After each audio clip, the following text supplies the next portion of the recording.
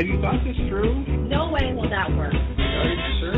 Is there any money in that? You'll never make any money doing that. How are you going to pay the mortgage? Just get a job. You're going to try to sell that? Why can't you be normal like anybody else? Oh, boy. Were your parents morons too? The savvy entrepreneur to the rescue. Congratulations. That really turned out well. Really good job. I'm going to admit it. I'm surprised. You know, I wish I thought of that. I never thought anyone would bet. How did you do that? I'm so glad you're pursuing your dream. I wish I had the courage to follow my dreams. Hello, all you entrepreneurs out there.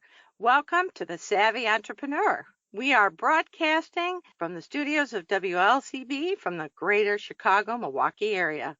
I'm your host, Doris Nagel. I'm a crazy entrepreneur myself, and I love helping other entrepreneurs. I've counseled lots of startups and small businesses as part of my law and consulting practice, but I've also been an entrepreneur myself and have started or helped start at least 9 different businesses, and I have made a lot of mistakes. I've not only made mistakes, but I've seen plenty of mistakes, and my passion is to share what I've learned and to find other experts and entrepreneurs to also share their advice and insight. As always, I welcome your comments, your questions, and suggestions. If there's a topic you'd like to hear about, you've got an issue or a challenge, maybe you want to be a guest or know someone who would be a great guest, or just want to share a great resource you found, be sure to email me at dnagel, N-A-G-E-L, at lakes, plural, lakesradio.org. And now, without further ado, I would like to introduce our guest for today. Joining me by phone today is Mechie Nkengla, and she's going to share with us the story of how she built her company, which is called Products LLC. She is the founder and principal data strategist at her company. It's a woman and minority-led company that provides consulting and R&D services. She is one smart cookie. She has a PhD in applied mathematics. And prior to founding her company, she was a senior data scientist at Ernst & Young and also held senior positions at Groupon and a company called Talk3. She's currently also an adjunct professor at the University of Chicago, where she's taught a variety of courses ranging from analytical statistics to advanced data mining and machine learning methodologies. Boy, as a musician and a writer and a lawyer, I don't know what any of that really means, but I'm sure she's going to fill us in. She says really her expertise is in developing and using novel mathematical algorithms, data mining, machine learning, and statistical analysis to derive actionable insights from big data. Wow. Mechie, thanks so much for being on the show today. Welcome to the Savvy Entrepreneur.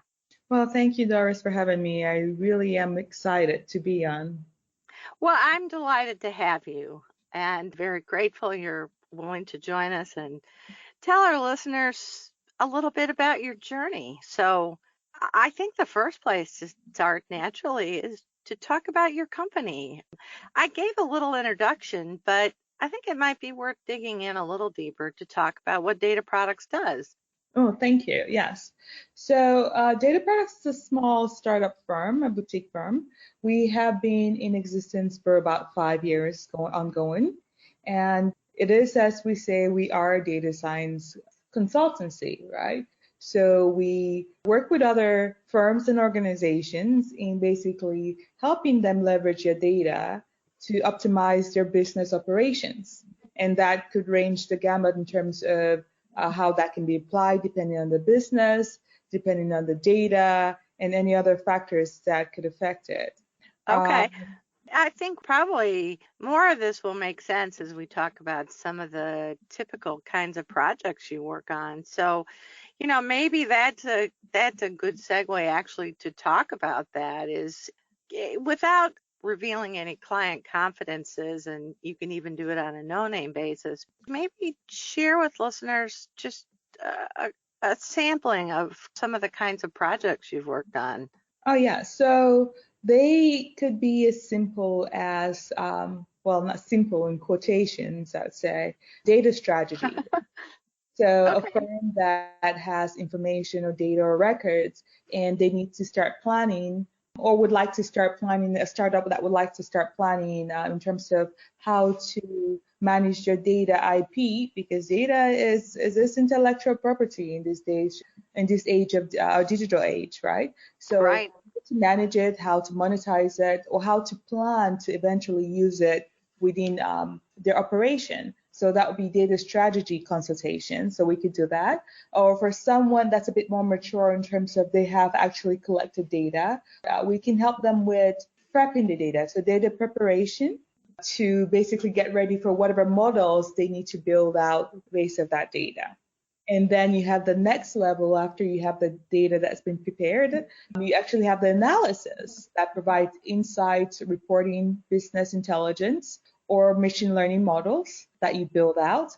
And then the next step would be actually taking the value of these machine learning models, which could be prediction most likely, into decision systems and applications for full circle decision support.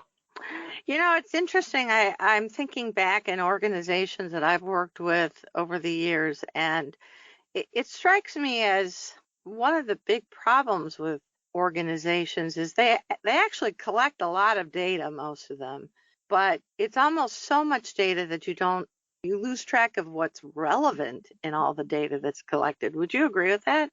Absolutely. I think that stems from the fact that people or organizations truly are not well equipped in terms of understanding how they can truly leverage their data to actually help themselves, their bottom line.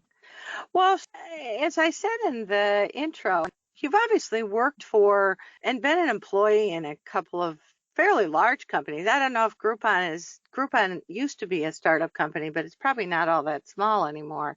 And Ernst & Young obviously is a very large company. So how did you make the decision to leave that world, the world of the paycheck, and decide to start your own company?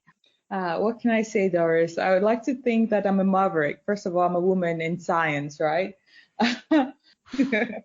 And I started up in academia, and so was a researcher for a while, and decided it was not good enough for me. I wanted to actually see how my research, the work I was doing, was tangibly making an effect on the bottom line.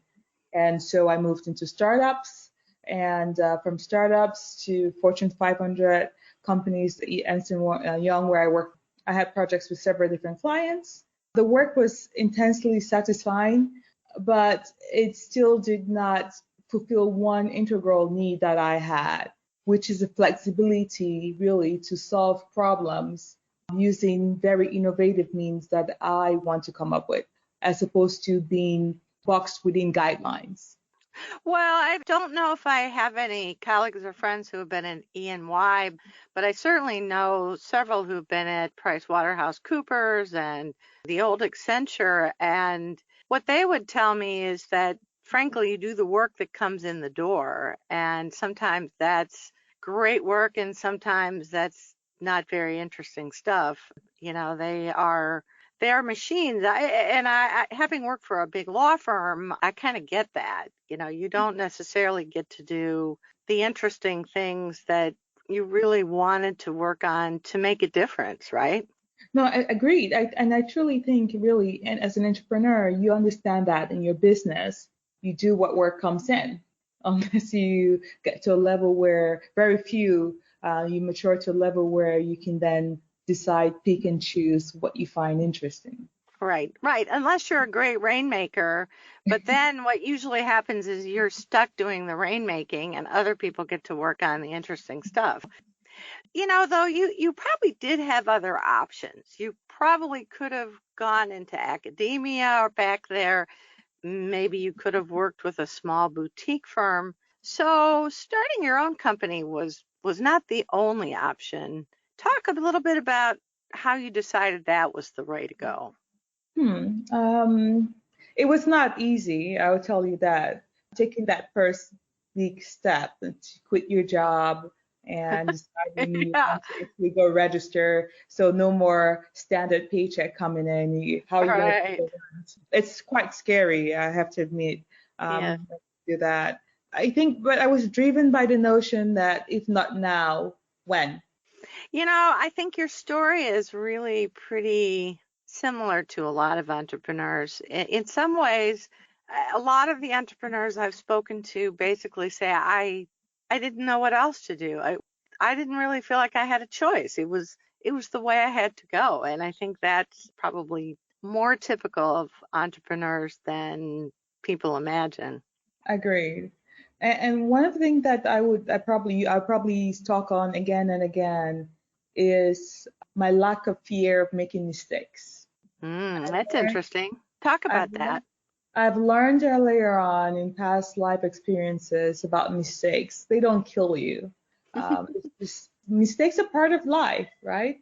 Show me a person that has never made a mistake, and I'll call you that person a liar. And Yeah. so for me, the way I looked at it was, I am sure I will make mistakes. I'd rather make the mistakes now than later.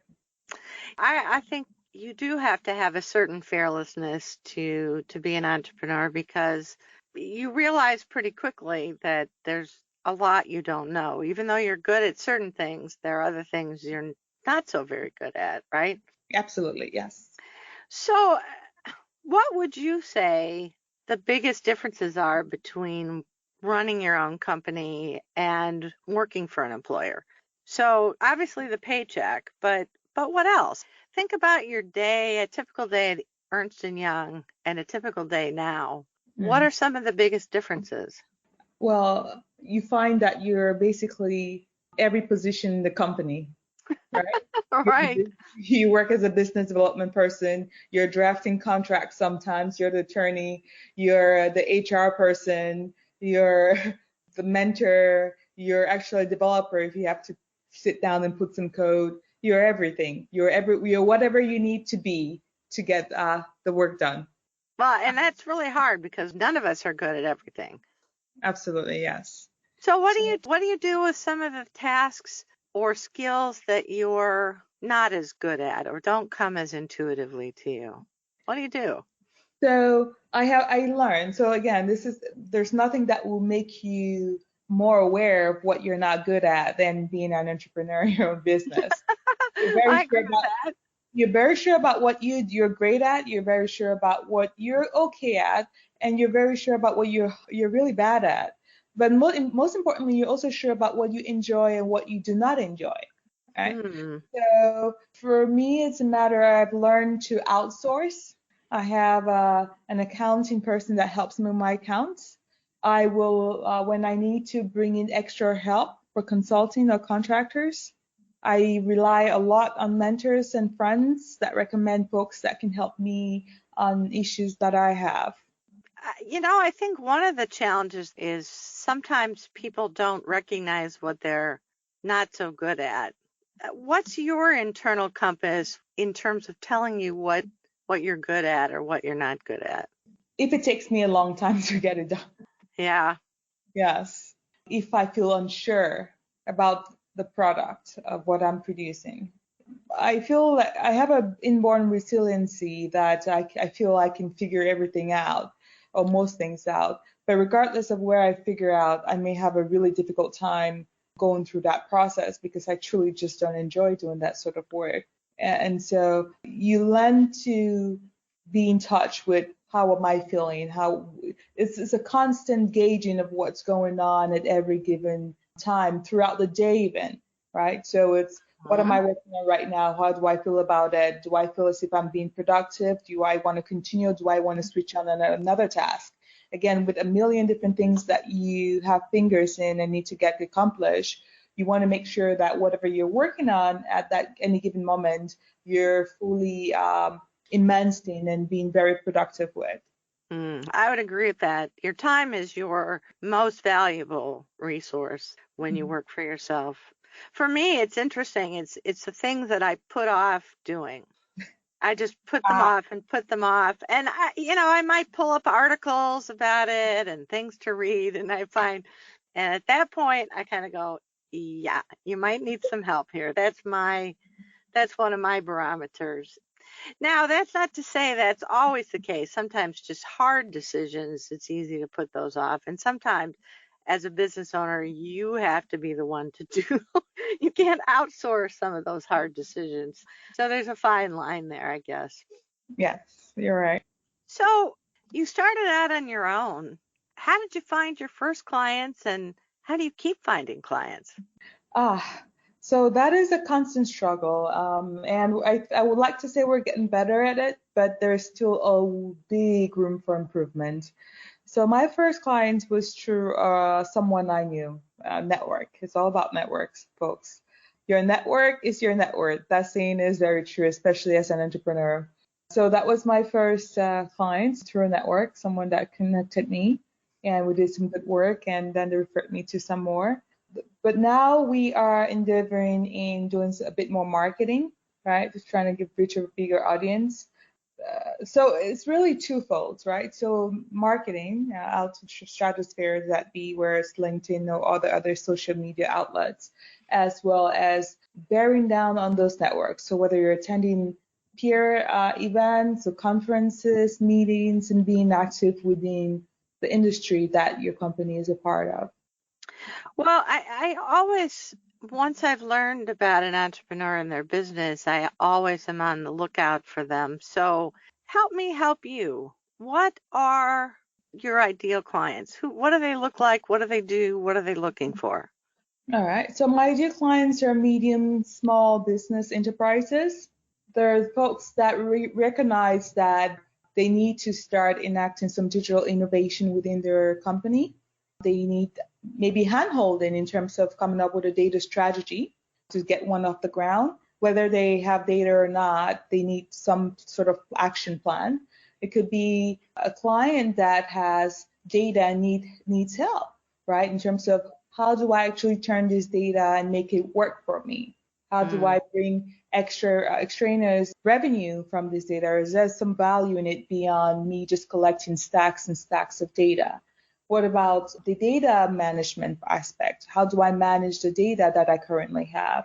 Or it could even be the level where they do have resources in-house that are capable, but they need help. They need someone that's a bit more experienced, right, to come lead a particular project, or just add resources to complete a big project that they have going on and have that complete more successfully faster.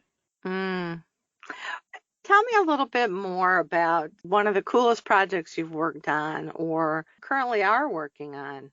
I have to say we have a project going on called SmartNet Ups. It's actually, we're a client of the Department of Energy, so I'm very, very excited about it. It's called SmartNet Ups. And the idea is about analyzing data from networks. So if you understand that a network really is a highway where devices communicate between each other, right? It could be any sort of network, but really it's a foundation by which, a protocol by which devices communicate to each other or humans communicate to devices. So there is some underlying traffic, if you will, network traffic that we want to collect and analyze. That gives us a sense of what's going on within the network, who's talking to what, who's talking to whom, in what locations, at what times, in what capacities. And it gives you a sense of this is what's going on within my organization. It's a true underlying measure of how people are communicating and things are getting done within your organization. So this platform basically analyzes the data, different sources of that, to gives you that monitoring at a very high granularity of what's going on. It can also help you predict when things are going to get down, right? So it has some prediction, help you diagnose what the issues are, and maybe even point out some security flaws and abnormalities that are occurring within the communication of your network. You know, one of the things that occurred to me is that as you look at companies' streams of data or help them maybe create new data streams, your work probably really starts to touch up on things like data security, right?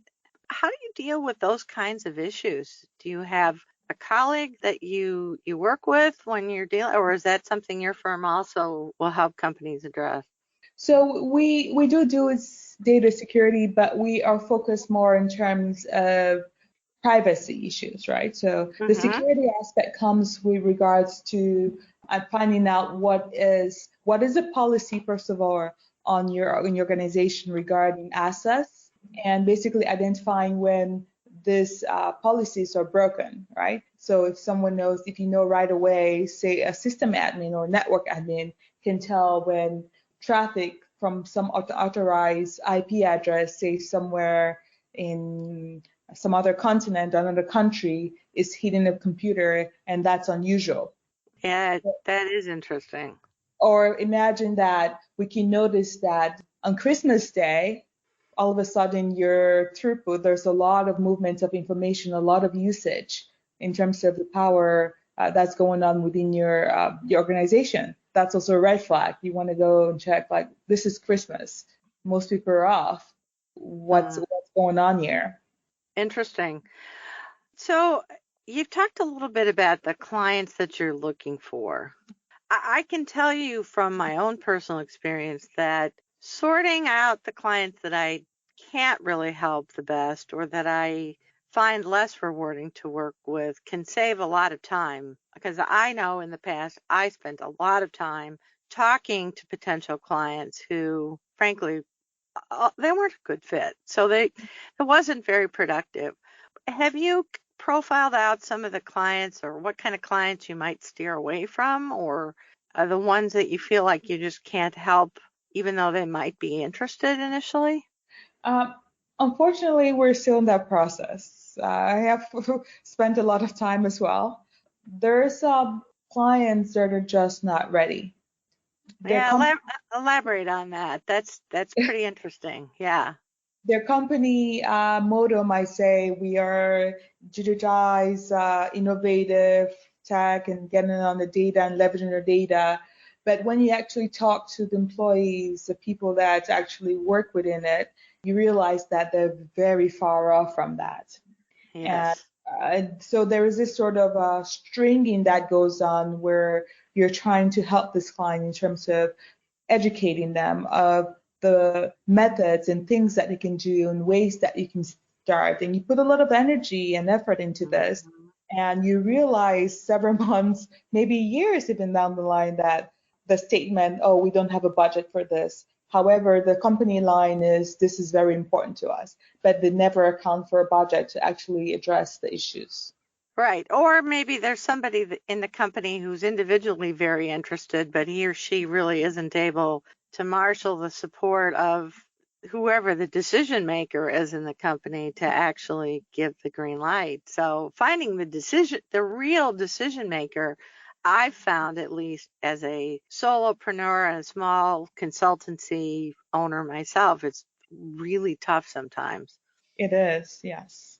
So I have to ask you, what's the worst project you've ever worked on? And again, you don't have to name any names, and you can change the facts and circumstances to protect whoever this is in case it's a potential future client again.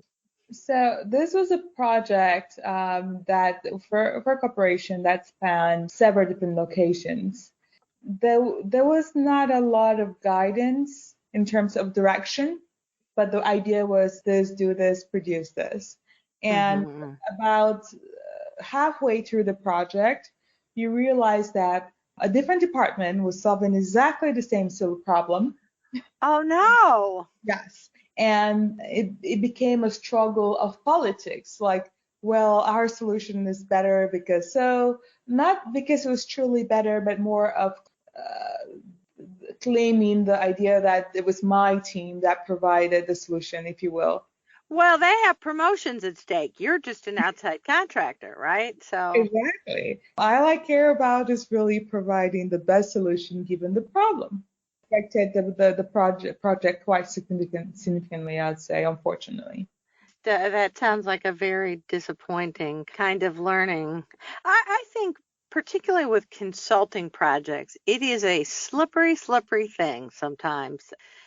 Oftentimes, even in mid-sized companies, left hand doesn't know what the right hand is doing. And some projects, people just spend money, but they're not clear about what they want. And other times, it's clear they need it desperately, and yet they don't spend the money or make it a priority. It's just, it's kind of, I wish I had all the answers, but I found myself being very frustrated many times. Yes, I completely agree. You named all the things that are really at issue with having a small consultancy startup.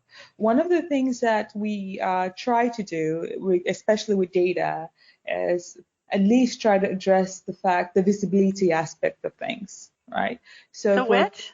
So if we're pulling data to do some sort of analysis with the project, our focus, maybe not initially, but our idea, our plan is to basically pull in data from all different departments.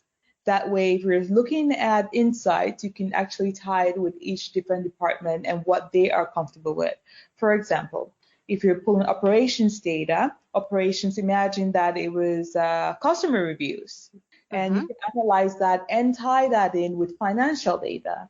So those in finance can actually look at the spreadsheet and actually have that tied in with complaints and or reviews from customers. And those from operations can actually see that this is the amount of time that's being spent on a particular issue, and send that issue can also tie down to development on a feature and vice versa. So there's a visibility, all this data all into one. It's a complex data form, but you can slice and dice it in different ways that could help the person that's looking at it understand it, because this is the data they're comfortable looking at, but get a bigger picture as to what's going on. How does this affect the other departments? Very interesting. Mechie, I need to ask you to hold your thoughts for just a second, because we need to take a quick break for station identification and a word from our sponsors. We'll be right back, folks, with Mechie Nkengla talking about her company, Data Products.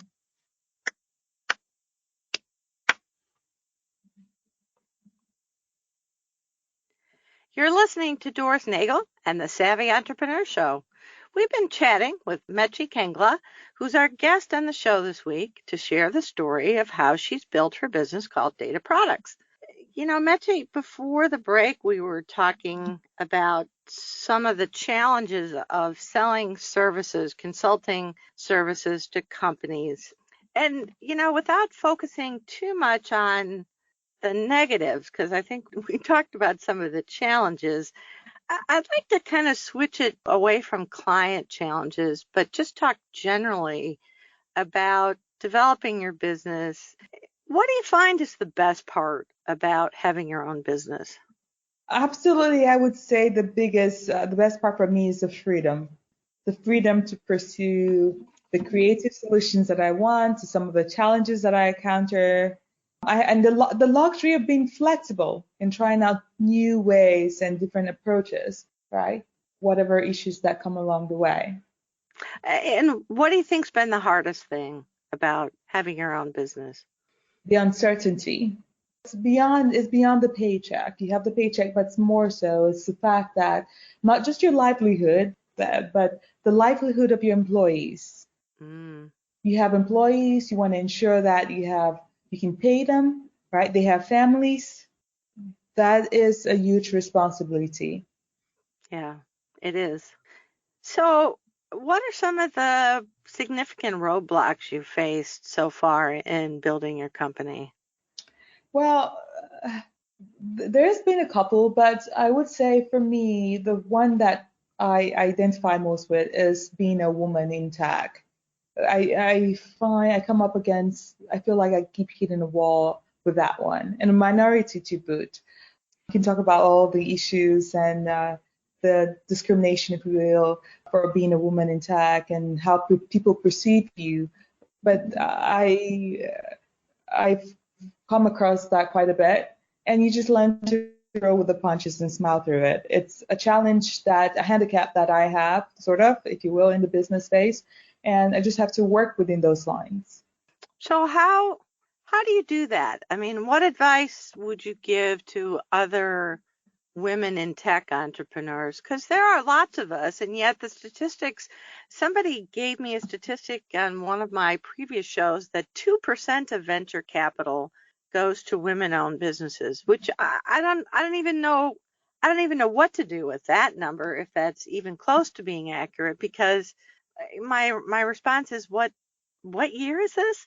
And yet I consistently hear from women entrepreneurs some of the same kinds of things. So what advice would you give to other women entrepreneurs to help them through some of those roadblocks?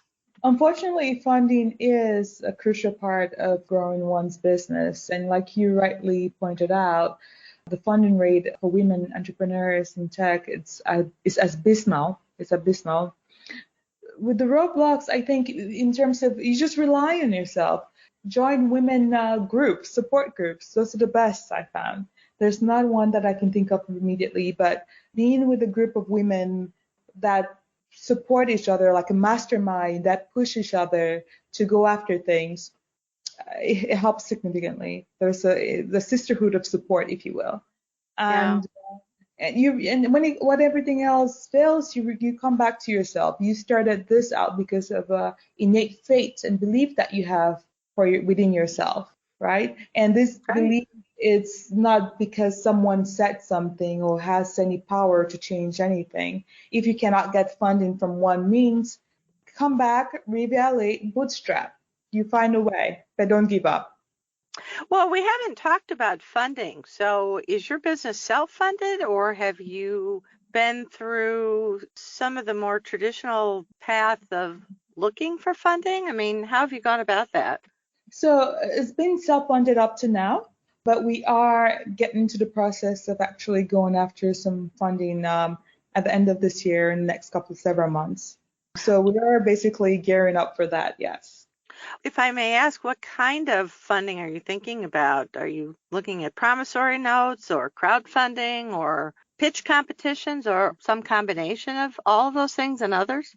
Combination, but what we're looking for funding for particularly is for our Smart NetOps platform or product, which we're planning on spinning into its own company, because we've heard such great things about it already. And we're currently in the using test case stage right now. We're testing out with some other clients. And we decided that it makes sense to actually spin it out to its own company, and we're looking for funding for that. With regards to the sort of funding that we're going after, primarily we'll be looking at angel investors as well as some venture capitalists as well. Interesting. Well, talk a little bit more about SmartNet. That sounds very interesting. How did that come about? What is it? And what do you see as its potential? So what it came about actually was through an interaction with the DOE, the U.S. Department of Energy. I'm not sure if you're aware of it. Maybe you probably are. But there is this grant called the SBIR, which stands for Small Business Innovation Research Grant. And if you're not aware of it, go find out more about it. It's a great source of funding for small businesses. And basically, I think it's a mandate by Congress, I think in the 80s. About 3% of the budget of all agencies go towards that grant. So interesting. So we're talking about the Department of Energy, we're talking about the Department of Defense, we're talking about national health, all agencies really that I think there are 11 major agencies in the U.S. About 3% of their budget was slated by Congress to go towards this grant. And the idea really is to help businesses, right? By becoming more small businesses innovate, because when small businesses win, the economy wins. That is for sure. The process to get it is quite competitive, I'd say. You have thousands and thousands of applications coming in for every release of the grant, and maybe only about 4 candidates get in. So we were very lucky in being one of those that got this funding, and that was the seed stage. That basically financed our seed stage of development. Fantastic. Congratulations. Tell me a little bit more about what this is and what it does. So Smart NetOps is an intelligent network monitoring platform, right? I think I was talking about it a little bit earlier, where I mentioned that it's basically a way to monitor your organization in terms of who's talking to what, or who's talking to whom, computer man from what location at what time. So you have a granular view of what's going on within your organization from a network perspective. at any given time. So it has a monitoring module. It also has a performance and diagnostics module, which basically helps you in terms of how is your network functioning. For a small person in a home office, that probably doesn't need this sort of analysis. But if you would imagine, if your bandwidth, your download speeds or your upload speeds are not coming up to par, right? SmartNet Ops will be able to analyze the data and tell you have a bottleneck here. This is the sort of things that you need to do to basically improve the speeds or whatever metrics of the network so that it meets its full service level agreements that you signed with your provider. Well, that would certainly be nice to have another source of revenue. You know, one of the things that a lot of service providers like your company, like mine, you know, we're told you need to productize your services, look for products to help with cash flow. And it sounds like that's exactly what you've done. So kudos to you. Thanks. Yes. I'd like to add, I can go on and on about SmartNet Ops. So one of the things I'd like to add is that what's really cool about this is it's focused on networks that see a lot of data. So think of research facilities, think of data centers, right, where it's constantly in motion. Think of financial institutions that there's a lot of trading going on.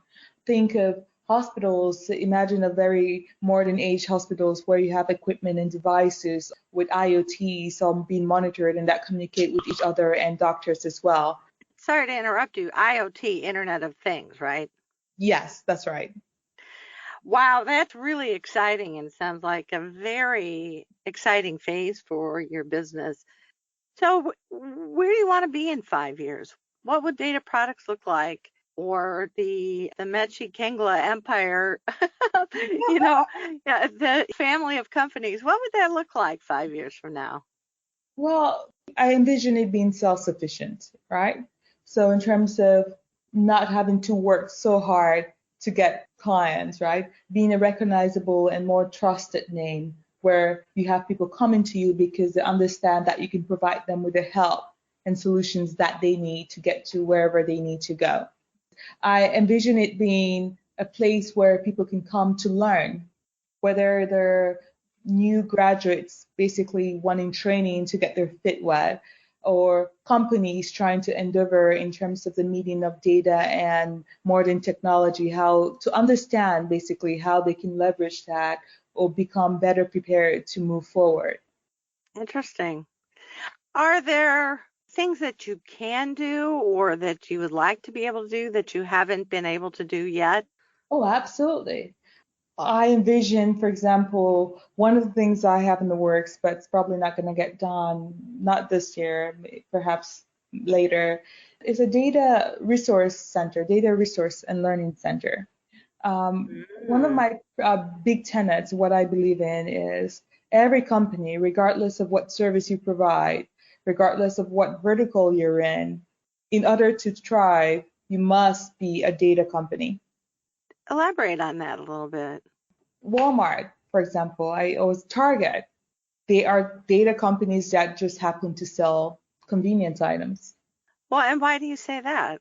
Because without any information that they collect, without the intelligence that they get from the data, they would not be able to provide you with, they would not be able to run effectively. They would not be able to know that, for example, this is what people prefer to buy. Maybe on this day, they'll buy these things in the basket. So if you're buying eggs, you're more likely to buy bread with that, or onions, or cheese. And so have that structurally arranged in the store in a way that is convenient for the customers, right? If you're a service company, you know that your clients, your customers are always first. You need to learn about them. And by learning about them, all translates to collecting data. If you're a manufacturing company, the items that you produce, the reviews that you get back, the feedback that you get, the method of which you use to manufacture the processes, that's all, you have data that you collect around it to use. Yeah. So you are really to innovate in this age of digital connection where everything is becoming more automated.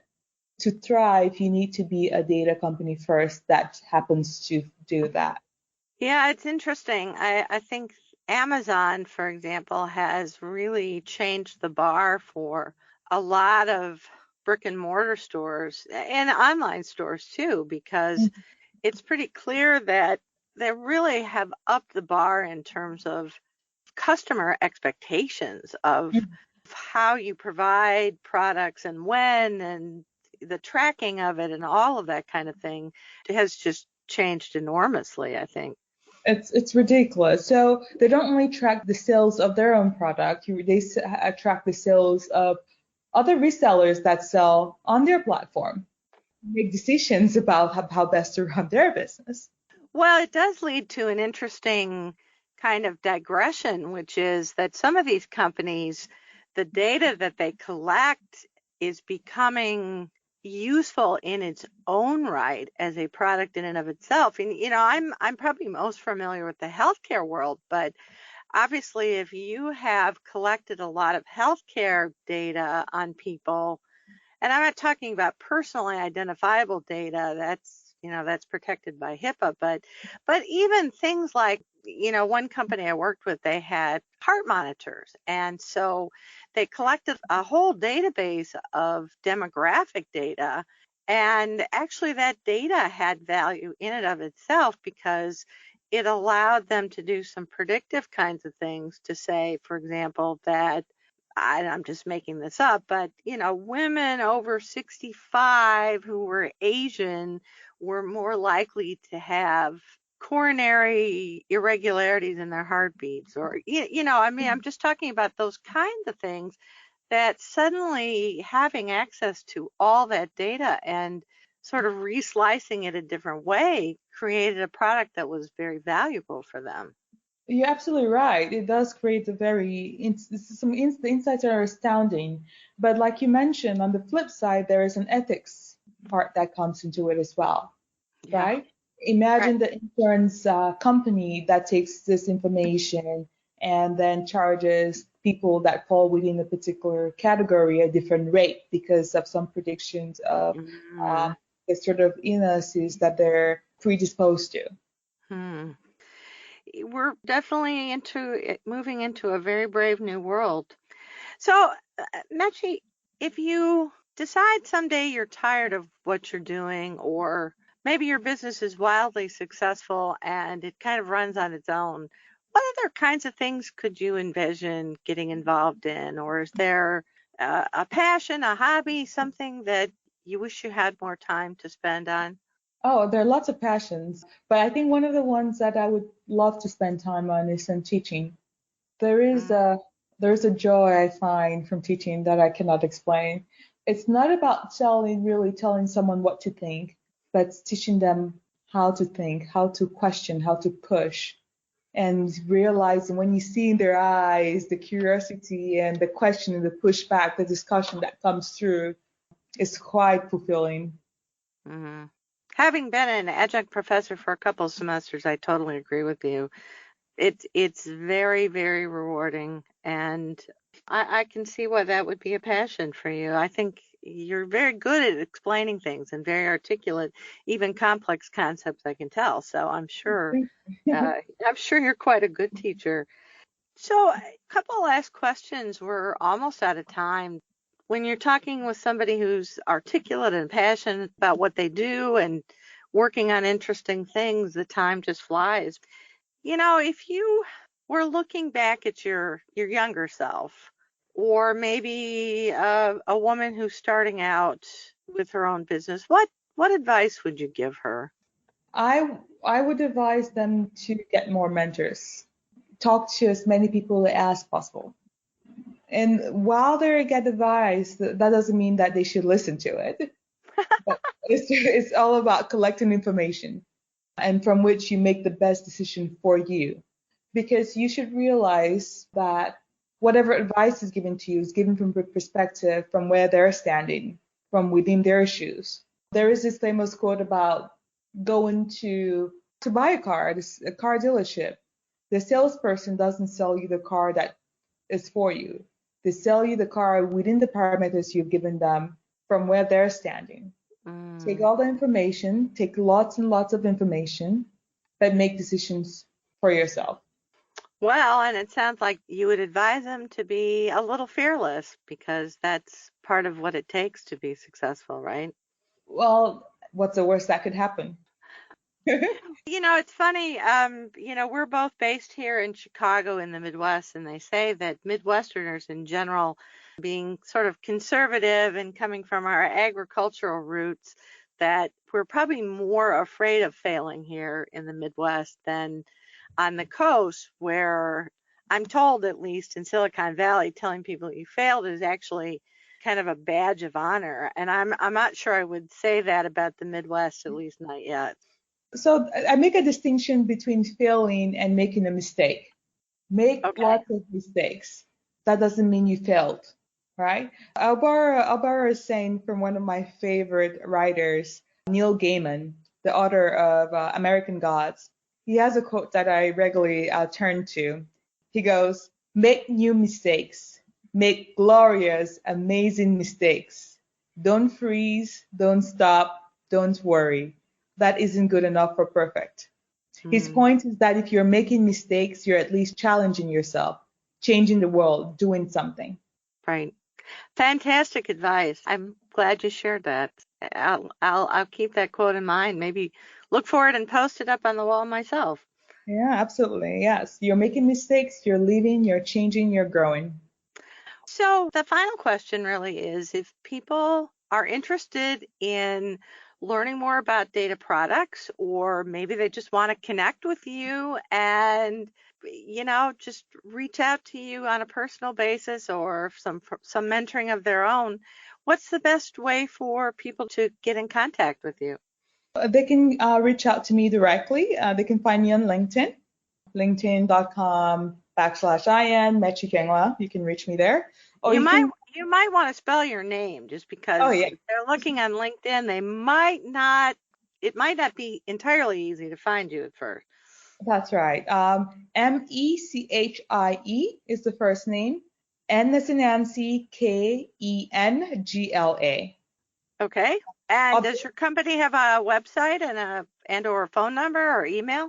Yes. So website data products, DataProducts.io, and an email contact@dataproducts.io. Great. Mechie, thank you so much for being on the show today. I've really enjoyed getting to know you and listening to some of the aspects of your story of how you started and grew your business. So thank you once again for being on the show. Thank you so much, Darius, for having me. I had a blast, and I would love to come back again sometime. I'll take you up on that. All right. So thanks to all of our listeners. Thanks again to Mechie Nkengla, the founder of Data Products LLC, for being our guest today. I hope you listeners enjoyed hearing about her story as much as I did. And if you're interested in listening to an on-demand recording podcast of today's show, along with other free information and resources for entrepreneurs, you can go to my show page for the Savvy Entrepreneur show page, that is at lakesradio.org, or my law and consulting website, which is www.globalvelocityservices.com. Be sure to join us for our show next Saturday. We'll have another great guest. Be sure not to miss it. And until then, I'm Doris Nagel, wishing you happy entrepreneuring.